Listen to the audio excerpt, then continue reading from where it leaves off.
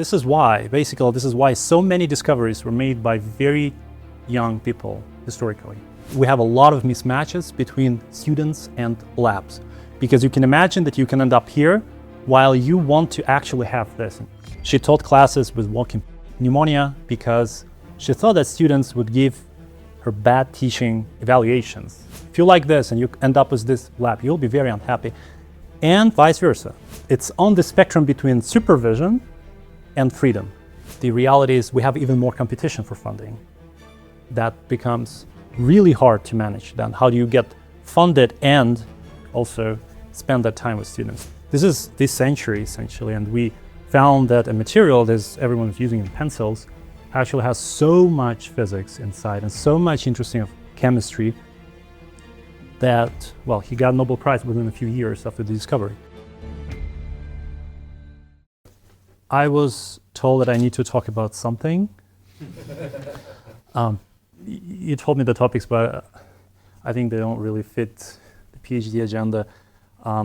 Sorry, but we will try to go maybe a little away and more into the PhD and maybe post-PhD time. So for those of you who have questions, please feel free to ask during the session, and then we'll have a second session, and I don't know what we're going to do there. You have to tell me. Okay, I can give you another lecture about communications, for example, and otherwise we can have a panel discussion. We can invite more people, and if you have questions or certain concerns, whatever you want to discuss, then we can go over it. Okay, so I've been thinking about how to call this talk, so I decided to make it really broad. I'll see how far I can go, but I decided to go through everything, pretty much all the stages that most PhD students go through. So it's dreams at the beginning or before your PhD, then you encounter the reality, and you end up with consequences. So you know who this is. Who doesn't know? This is Marie Curie during her PhD time. Okay, she was 30 plus, and she spent her PhD on radioactive substances. Back then, people didn't quite know what radioactivity is about. They saw something is coming out of uranium, and okay, that's not uranium. Good.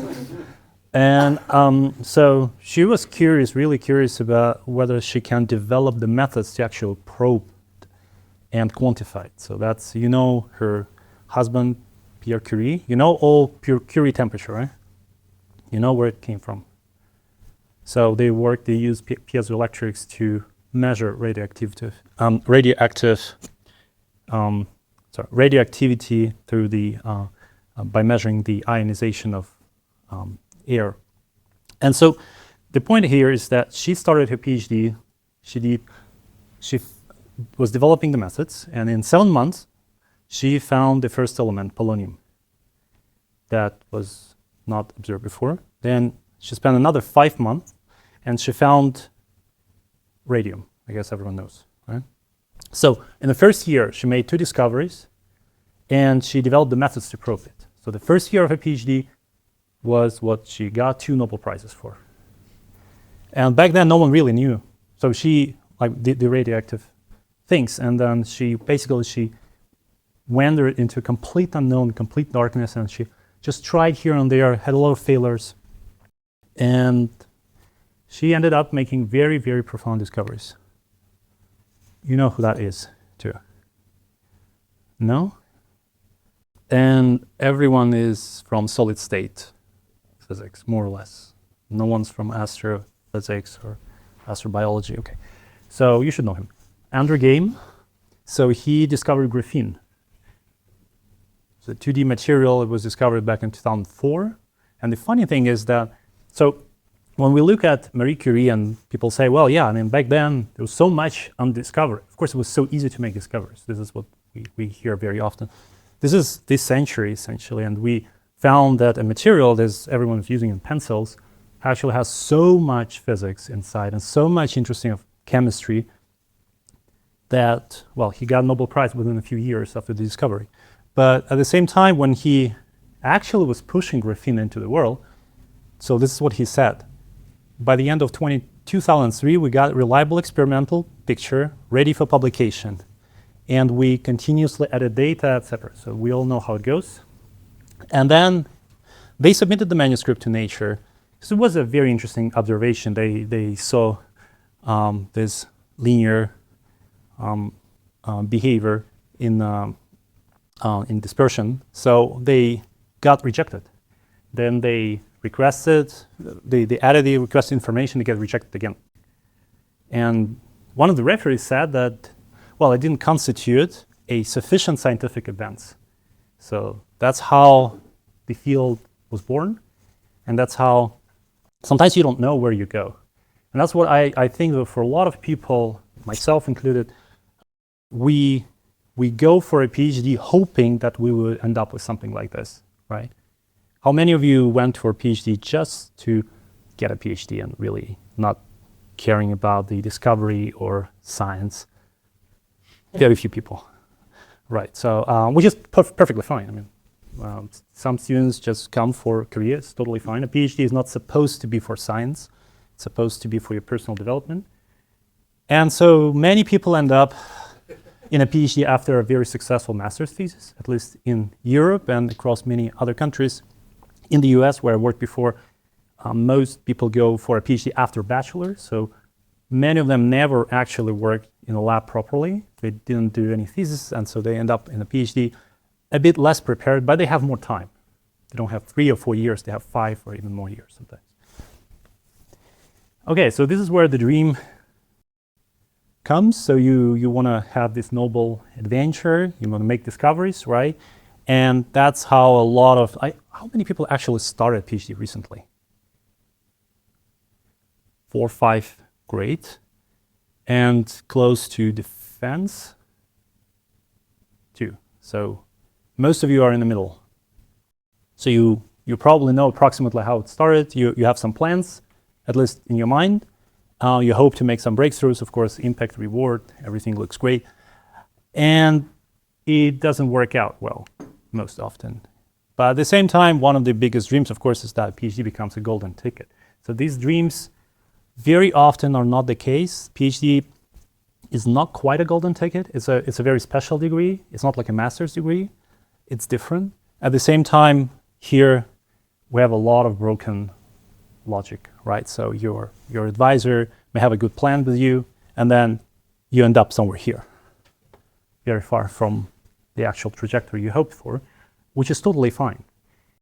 And then you end up with this. Probably you know this from the PhD comics.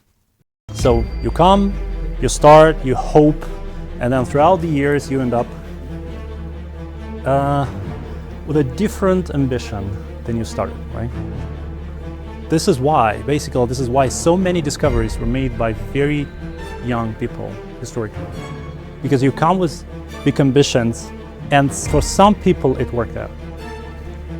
If you go for a postdoc, well, you'll probably have about the same hope. If you go for a second postdoc, you'll start somewhere here, and then it will, it goes down. And this is sort of the pressure that life puts on you, and we often have this issue that the more time goes, the more you realize that what you hope for will never be achieved, and you never start to hope for this. So this is why, as PhD students, you must be here, and ideally you don't want to be here, of course, but that depends on many circumstances, not just you, but try to stay as high as possible in your hopes. That's super, super important. So then the reality kicks in. And please, if you have questions or you have something you disagree with, it would be great to have it as a discussion, because I was hoping that this would be a bit more back and forth, maybe. So the reality is that you have the research that's going very slowly. Some of you just start your PhD, maybe you don't really see it yet, but you will see it. Then there's a lot of uncertainty. You have all these plans shifted very, very often, especially in experimental sciences where you can't really predict what's going to happen next. Then I'm not going to ask how many of you have advisors who are always available. It's probably not a good question, but we all know that advisors, myself included, we are very busy. We have no time for the reasons that I'm going to discuss later. And then, of course, the reality is sometimes a lot of students unfortunately miss when they go for a PhD is the lab culture. That turns out that you have labs that can be collaborative and competitive. There are labs where you join and you feel like you need to outpace and outcompete other students and postdocs. This happens very often, actually, especially at top universities, and unfortunately that pushes you in the wrong direction. And of course, the imposter syndrome. So this is the reality that kicks in. This is where I want to ask you. We have 2 classes. I'm going to describe what they are. Pick the one that you would like to attend, and then you will see where that reality comes from. So class A, you have a teacher who explains the material in detail, repeats everything over and over again. We all know these teachers. They're always approachable, available. You can probably enjoy the lectures very much, but there is little time for advanced stuff, of course, because time is limited. And you don't have as much of one-on-one discussions because everyone approaches that teacher. Everyone wants his or her attention. So everyone gets good grades. This happens, yes. And you know you can't fail it, so you get your A+.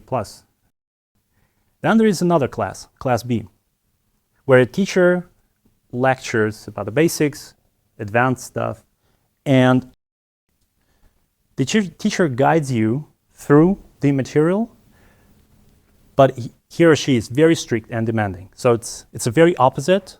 Now you have a lot of material to cover, but you must learn on yourself, okay?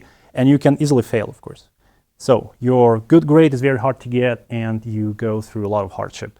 So you get B, was about the same amount, maybe you put a lot more actual efforts than here, and you get B. So who'd rather attend the class A? Really? No one. 1, 2, 2.5. Do I care about the topic or not?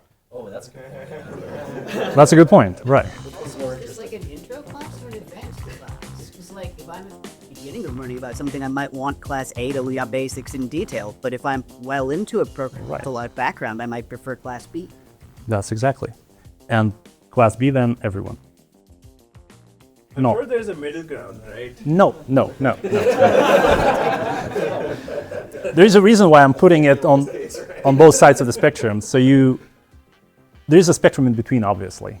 But if you have to decide, just think of yourself, where would you decide to go? So like you said, some of you said, class A is excellent for certain cases. Class B is excellent for other cases. For example, myself, I would pick class B if it's my own topic, if it's the direction where I really want to build myself in.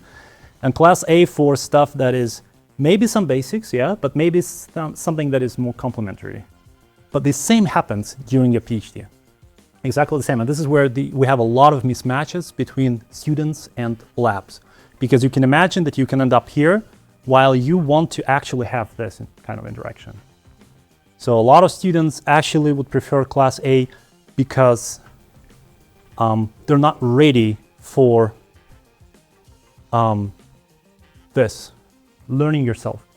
They're not ready because it takes a lot of efforts, you know. So that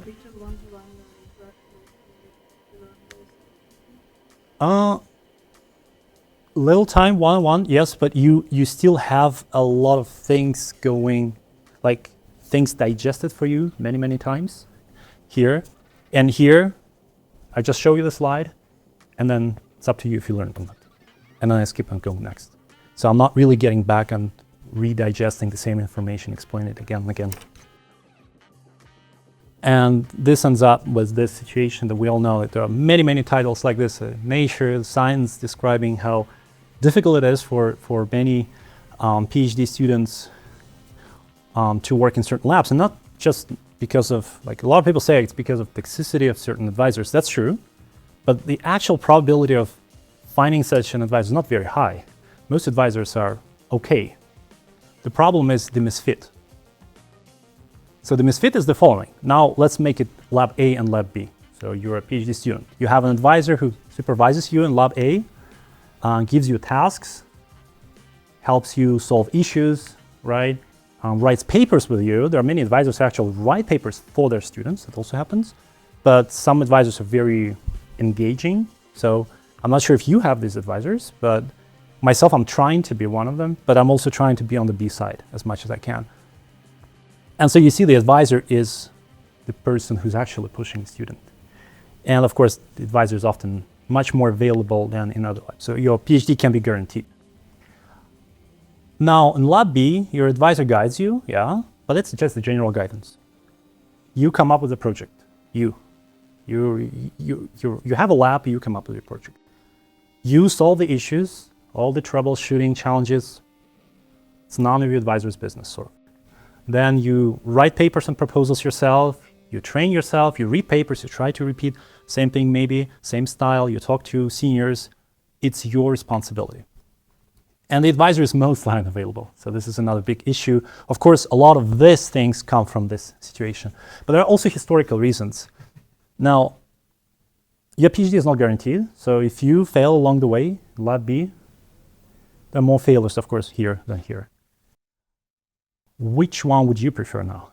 So as you see, it's very similar to teaching, but just, again, opposite sides of the spectrum. Which side would you prefer? Lab A, right. Not Lab B. Anyone Lab B? I'm not in Lab B. Okay. Both are possible, right? And the second, so what you said, the problem with being dropped in this environment and trying to navigate it yourself completely, that's very common. And yet there are many labs still who, the advisor just tells you right away, okay, this is the way we go. You have, maybe you can actually have some written guidelines on like what you do when you write a paper, when you want to develop a project, whatever. And then you decide. Maybe you have a rotational system in departments, so you can move back to some other labs. There are some, at least in the US, we had many departments where you can move to other labs. And would you pick still this? Like you said, freedom. At some point, you value freedom more than that heavy supervision, right? But you need to get to this point, like you said, correctly. Like if you are a postdoc, you'd probably want to go somewhere here rather than here, unless you haven't learned enough that you really need that guidance, or the field is completely out of your scope of your PhD. Please. But I feel like it also really depends on like the context, because Of course. let's say you're like in the US, and then you can do a PhD that's going to be longer, 7-8 years if you need to. Then Lab B can be more of an acceptable option because like you can take longer. But if you're like somewhere in Europe where your PhD going to be like 3 years, 3 years, then you can't have like 1 day more. Then like Lab B, unless you do like some amazing shit in the 6 first months, it's going to be a disaster. Like. That's true. So Lab B, it allows you to learn on your own, but you need that time. You're completely right. But there are, in Switzerland, many people stay 4 to 5 years at the university, especially when they have internal funding. That's easier. In France, there's a lot of problems with it. I think, at least on the length of the PhD, so 3 years is sometimes too little. Like you barely get to learn your field, you barely learn how to do research, and you have to graduate all of a sudden. In the US, usually it's 5 years. So yeah, so I agree. It really depends on the lab and where you go. This is the point. So you have to pick the lab depending on what your previous experience was. So let's say your master's degree was here. Let's suppose you did your even bachelor degree in a lab. You spend your bachelor time in the lab. Then you come here, it's very easy for you to actually navigate, right? So in Lab A, your advisor pushes you. In Lab B, you have to push yourself. So Lab A is an environment that teaches and trains you. So you get that teaching and training directly. It's like a babysitting a little bit. And Lab B is a platform. It's a platform for your research, your personal growth. And that's something that at least Lab B, I encountered many labs where I worked at Stanford. It's one of the top schools in the US. And I think they have that sort of mentality there. So they make the lab available for you, resources, you have money, you have everything. And then you have to develop your research project. You have to grow yourself. So this is like a platform. There are two approaches. If you like this and you end up with this lab, you'll be very unhappy, and vice versa. Myself, when I was going for a PhD, I was actually hoping for this lab. I didn't want to end up in here because I don't like really heavy supervision. I want to learn myself. I want to make my mistakes and solve them on my own. So I ended up somewhere in between, which was still a good trade-off, but again, a lot of students can be on the wrong side of the spectrum. This is where the problem starts. And so this also, it's on the spectrum between supervision and freedom. So if you want to be, how many of you want to go into academia later? Like heavily? Heavily means like a professor level, not a technician or something. Okay, at least half here, great. So I have great news. Few will make there because very few positions are available at the professor level. And the thing is, the more you get of this freedom right now or during a postdoc, the more you will be ready to be a professor. But at the same time, the more risky it will be for you to actually be a successful PhD student, because you can fail along the way. Now, on the side note, is that a PhD student? What do you think? You all saw PhD students, right? So what do you think? Maybe. Maybe. So it's hard to say. There's no way to tell. Yeah. She might be working in a company. She might be working in a lab, right?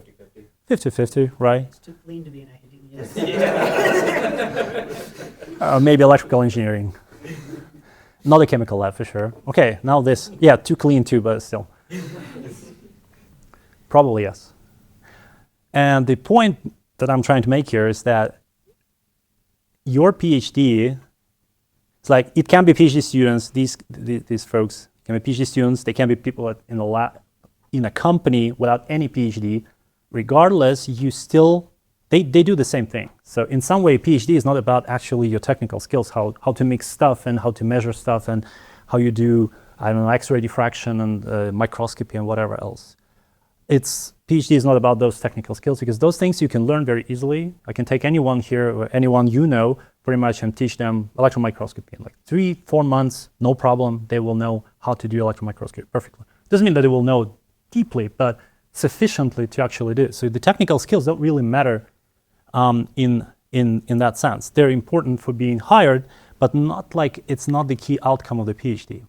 Normally, so again, this is where we can argue. I'm curious if you have your own arguments here, but in my view, based on my experience and talking to a lot of students and professors, of course, so the main purpose of a PhD, generally speaking, it's not about new courses, it's not to write a thesis, obviously, so your thesis will stay in the library, that's the reality. It's not to learn technical skills. Like I said, those folks could be without PhDs, they could do exactly the same experiments as you do during a PhD. So it doesn't matter really. And actually, your industry experience matters more than your academic experience when it comes to finding a good company.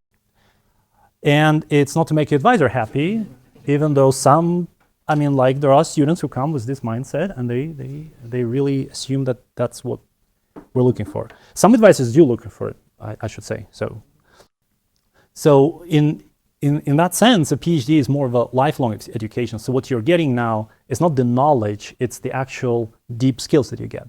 So you get creative, you get critical, you want to learn how to think independently and against the mainstream. And I showed you at the beginning some examples of the scientists. Of course, they're very well known, but there are many lesser well known. There are many PhD students who work in topics which are not mainstream topics. They're trying to push it against the mainstream. And being able to do that, it's not something you can learn during a master, during a bachelor, anywhere else. You learn it through this process of failures, and failures. You also learn how to jumpstart a project. That's not something you learn again at a regular university course. And it's more like a startup, basically. And of course, you learn how to accept failures. And as a complementary thing, you learn how to publish and be in academia. So your academic career is more of a and your PhD is sort of complementary to your academic career, rather than it's mandatory, but the skills you learn here, they are very transferable pretty much everywhere. But the problem starts when the money meets science, sort of. So the issue, of course, you all know. I don't know how many of you wrote proposals for funding proposals. No, you don't have to. You have to. Rejected proposals? All rejected. Okay, that's fine, because funding is very, very difficult to get, and this is where the problem starts for a lot of PhD students. Not sure if some of you face the same issue, but some professors are available, that's great because they're very good at finding the right money. But most professors, especially outside Switzerland, where we have a bit of internal funding, it's really tough, and then the availability becomes really, really small. And then you can't find time to talk to your professor. So the reason, again, is the academia is very competitive. Many of you said that you want to stay in academia, so you will see that it's not just competitive at the level of finding a position. So for a postdoc, I can say, like, if I have an announcement, I can get 300-400 applications for one position.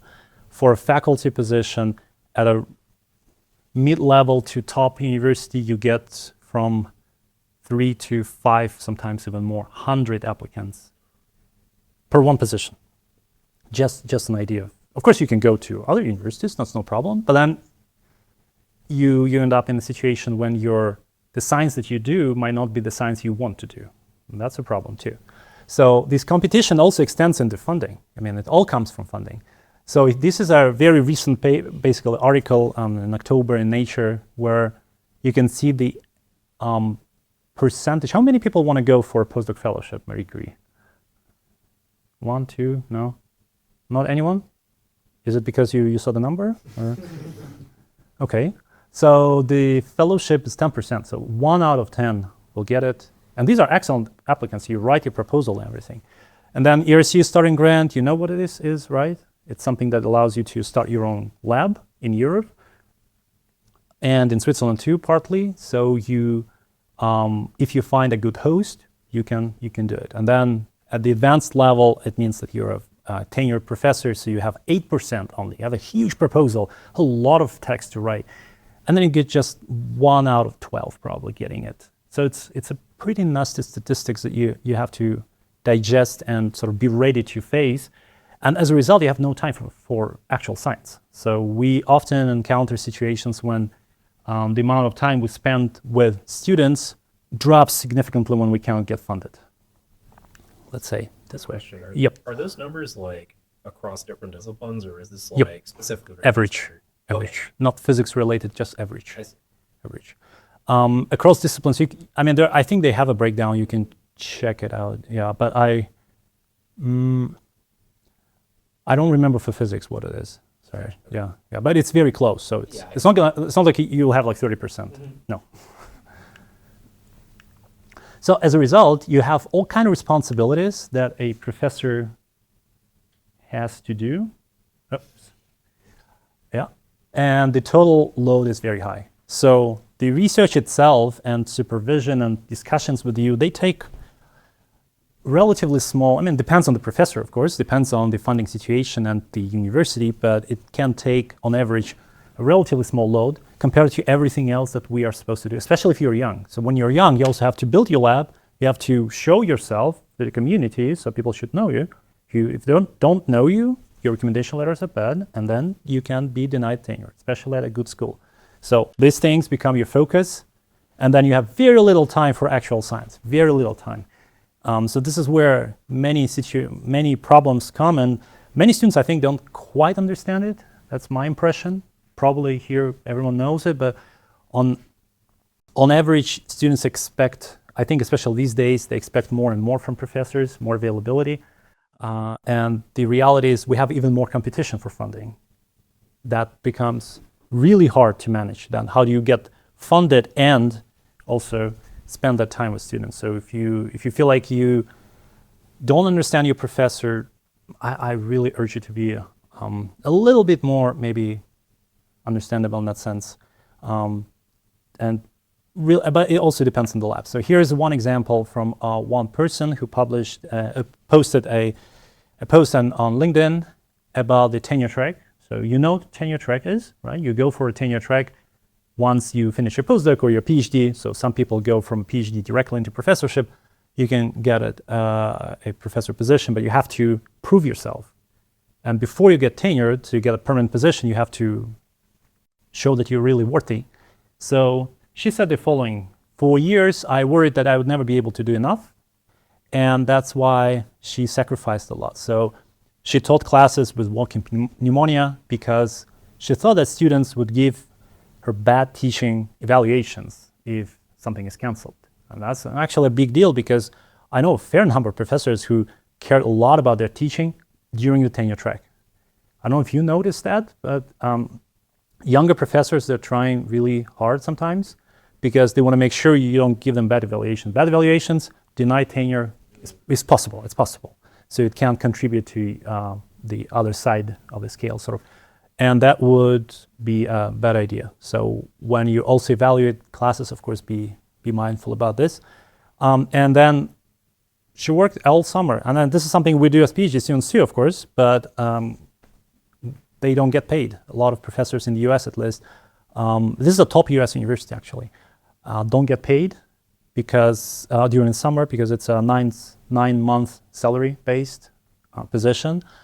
So you need to find those 3 remaining months yourself if you can get funded well enough. So she was trying to get an extra paper just in case it's not enough. So this is the way the tenure track often goes. In Switzerland, the same. At ETH, very similar. So it's very tough, again, to balance between the two. So a lot of people, as a result, they end up on this side, being ready to give you more freedom and expecting that you would take responsibility for what you do during PhD. And as a result, they could focus more on the actual building the lab and building the group, etc. Okay, now the consequences of the PhD. So like I said, there are several things. There's analytical, critical, and deep thinking that you actually get. I think, in my opinion, so I got my PhD more than 10 years ago, and in my opinion, this is probably the biggest, the most valuable thing that stays with me over the course of the last, maybe it will stay forever, hopefully. Because I don't remember what the title of my thesis was. I don't remember. I remember what I did, approximately, but not in details. There are certain things you just forget because so many things happen afterwards. Believe it or not, but that's true. It depends, of course, on what you work on, but in general, I switched fields, I moved on a lot, and so it didn't really matter to me. I can forget how to use certain tools, how to do certain measurements. It didn't really matter. But what matters is this: your ability to analytically think, to think critically, be able to ask right questions, and to be thinking visionary, in a visionary way. So this is where a great PhD teaches you everything. You start with this, you know, even on the paper level, right? So you write a paper, you know, you have to make a summary introduction. This is your analytical thinking. Then you ask questions about your data, about the data of others, you compare, etc. This is your critical thing. And then you go deeper and you try to provide a vision for the field. So people who see your data, who see your results, they can ask, so what? And you tell them, so what? Right? So this is the thing that you do again and again and again during a great PhD experience, and then you learn. And that's sort of something that helps you, basically shapes your entire life. And there are 3 more things, of course. Research skills, like I said, specifics, you know how to do the projects, how to start them, how to perfect them, whatever. And then you get a lot of failure resistance, which a lot of people don't like, but I didn't like it myself. It's not like when you fail, it's not nice. But I would say that I had many more failures afterwards anyway. So what I learned during my PhD was actually helpful. It toughens you quite a bit. So if it's tough, of course, you need to maybe look for help, talk to people around, and be mindful about how you spend your time, but also try not to avoid failures completely, because it's not the way we normally learn.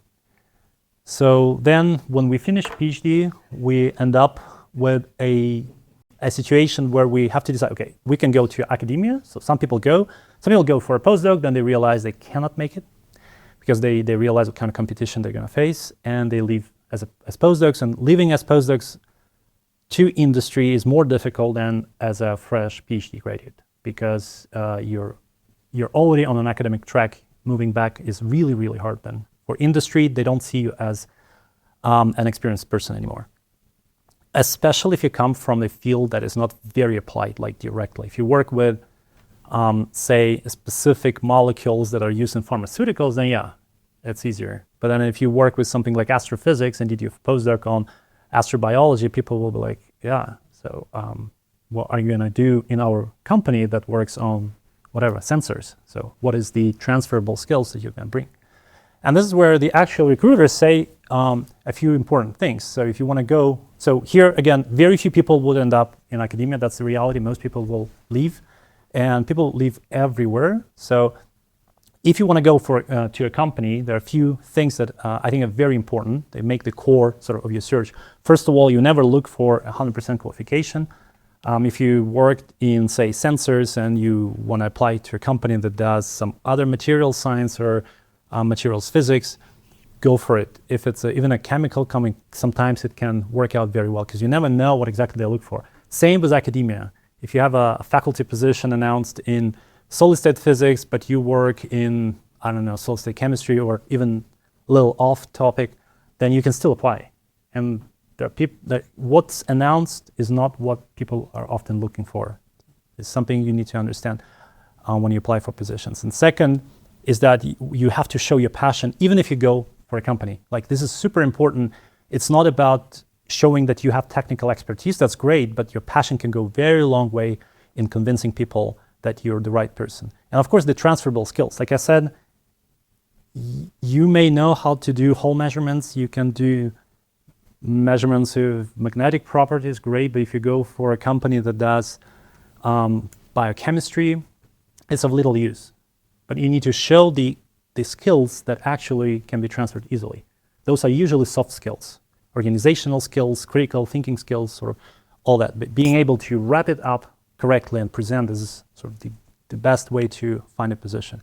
Because again, many companies look for the best fits, and they can hire a master's student, fresh graduate, or they can hire someone from a different company or from internally. So you need to make sure you can convince people. And so the biggest advice I can give here is, if you're in the middle of your PhD, if you have 1 or 2 years, depending on the length, if it's 3 years, then you want to start really early. You want to start early exploring what you want to do afterwards. What's your plan B? If you want to go to academia, okay, what if you can't get there? What are you going to get? Use your conferences as much as possible. There are a lot of companies at conferences. Talk to them, they're for free. Like, literally for free. You can just get so much information and try to apply as much in advance as possible. Some students apply after defense, and that's great, but in most cases, it's not that easy. So you said you want to be professors, many of you, and this is the typical pathway that you probably know. And in academia, I mean, this is where we can argue, but main product is publishing and graduates, the two things. We produce papers that everyone can read, so it's knowledge, and people who are trained in certain ways. The two things for which we get money. But there are a lot of different career opportunities. Anyone really hoping to get here on the right? Which are great options, actually, because you do science, but you kind of you're really narrow expert in certain things, and you're really in high demand if, again, you become that narrow expert. And there, your product is skills. So you basically sell your skills. You become so skillful, so good that people come to you. But then on the other side of the spectrum, you go to industry side, you have R&D scientist positions. There are many of such positions, not too many, but still actually finding these positions is sometimes almost as hard as finding professorship. Because a lot of people want to be scientists, but there are very few positions in R&D divisions in companies. So their product is research. They don't have to publish it often. They have internal research agenda that they execute on. And then if you go even further away, we have this side. Analyst, product manager, recruitment, sales, etc. Anyone hoping to get here? No? Why do you think this would be a great option?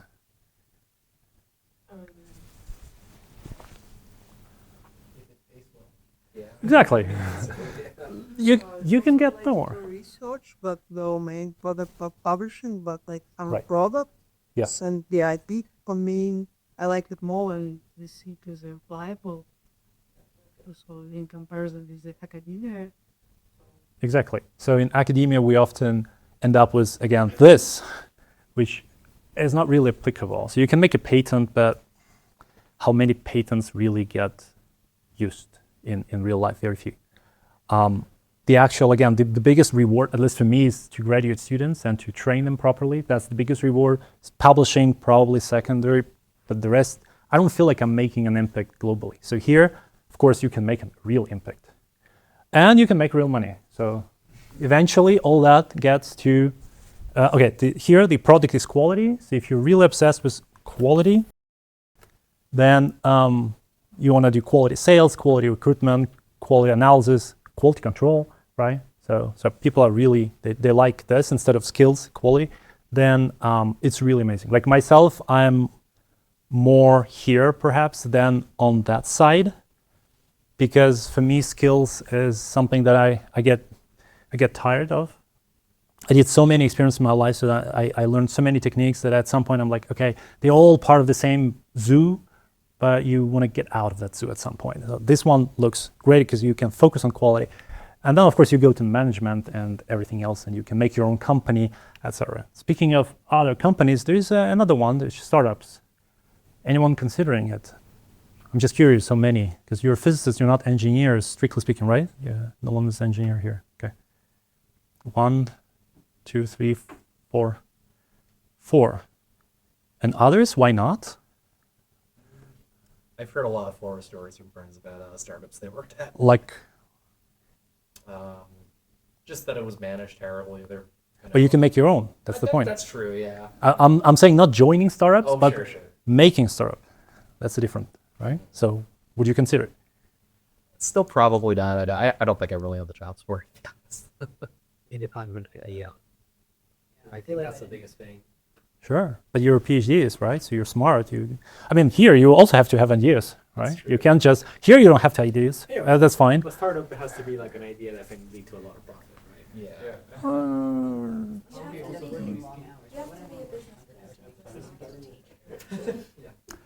Yes and no. You can find a co-founder who is more into business, and you're more into R&D. So you can actually be a CTO. It's very common.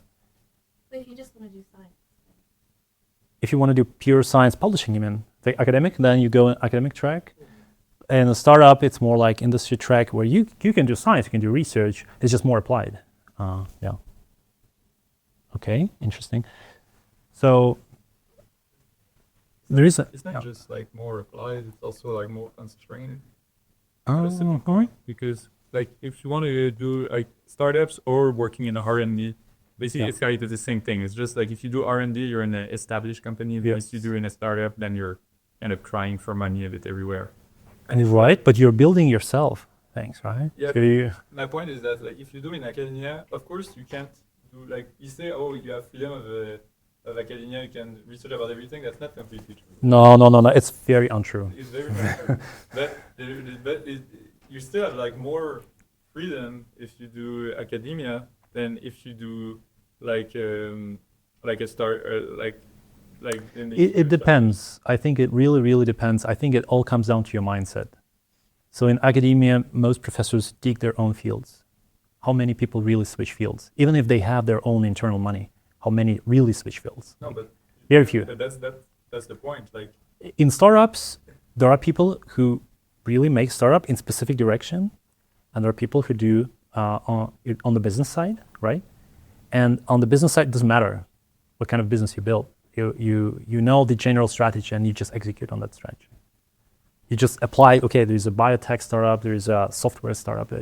In general, the steps are very similar. It's like being a professor in chemistry or physics. It doesn't matter because the academic steps are the same. that's not really what I meant. It's more like let's say I would take your example earlier, but let's say you're doing your PhD in astro like biology or something like that. And you're like, yeah, I'm gonna start a startup in astrobiology. No. Yeah. Yeah. So, But that's the point. Thing. Like if you go in academia, there's more field that are available. Whereas if you go in a startup, whatever you're doing, like there must have some way to profit of it, right? Yep, but it doesn't have to rely on your past experience.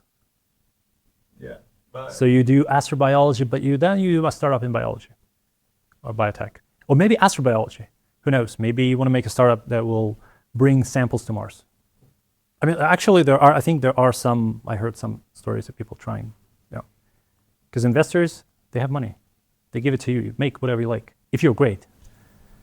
Right? So it depends on where you build it, of course. It depends on it's not everywhere. The startup culture is very different across different countries. But I agree, and this is where the collision is. So this is why I'm asking this. I want you to think a little bit. Like there are pros and cons on both sides, and this is it's a very simple slide that shows that startups are actually very similar to academia, generally speaking. So in startups, you want to have a disruption. You want to disrupt the field. You want to completely change the way people perceive something, and that's what we do in academia. Ideally, you want to, if you discover a topological superconductor for the first time, you prove like it whatever exists, etc. Then you change the field, right? Everyone assumes, okay, you have cuprates, iron-based, whatever. Here you change the field. So this is the way. Same goes with startups. You want to fundamentally disrupt the field. And the mindset, the way you approach it is very similar. You have the same risk taking. You have to have the same resilience across these two domains. You have to ask the right questions, and academia is the same. Quietly in startup, the right question here will get you money. So investors often look for people who can frame the right question. Not have great past experience, but also have the right questions. Vision, same thing. Execution, of course. In academia, you have to. The only difference is here it's less risky because here you can fail everything and get out. Here once you're get tenure, you're good. So you can relax, and that's not the case in startups. That's probably one of the key core differences in how it feels sort of going through the same. You have funding in both sides, so and actually getting funded is sometimes easier than in academia. There is a nice book, if you're interested, I would highly recommend if you really consider startups. It's a very new book from Ilyas Rubilai. He's a professor at the MBA School of Business at Stanford, and he's the one who studies startups in detail. He talks to so many core companies, and he has a lot of insight. So this book covers basically this mindset of what means a startup, and if you read it more analytically, you will see that it has a lot of parallels to academia. And so many people with PhDs actually end up in startups. So this is a slide. How many of you know what unicorns are? Sorry, I don't have time here. 57. Unicorns, what are they? Please, anyone? They're startups that raise not raise, but our value is something like 1 billion and they're and above. 7th first year or something like that. It's a 1 billion and above, right? So it's kind of a psychological threshold after which people look much more carefully at what you do. So these are just the number of people who are co-founders of different startups that reach this level, the unicorn levels, very, very highly valued startups. So you can see that the doctoral ones, the PhD people, are pretty much dominating because you have to also, of course, divide by the total number of bachelor to doctor. So if you take a ratio between doctorals and bachelors, you will get a very different number, right? So then you divide by that number, this graph, and you will see that doctorals and MBAs are dominating completely this landscape statistically. So it's very, very likely for you to make a successful startup compared to those who are dropouts. There is a certain belief that you have to be a dropout of the university, right? So that's not the case. Statistical, there are a lot of very popular people, of course, but well-known founders, but there are very few actual compared to doctorals. So with this, maybe we can finish, and then you guys have lunch.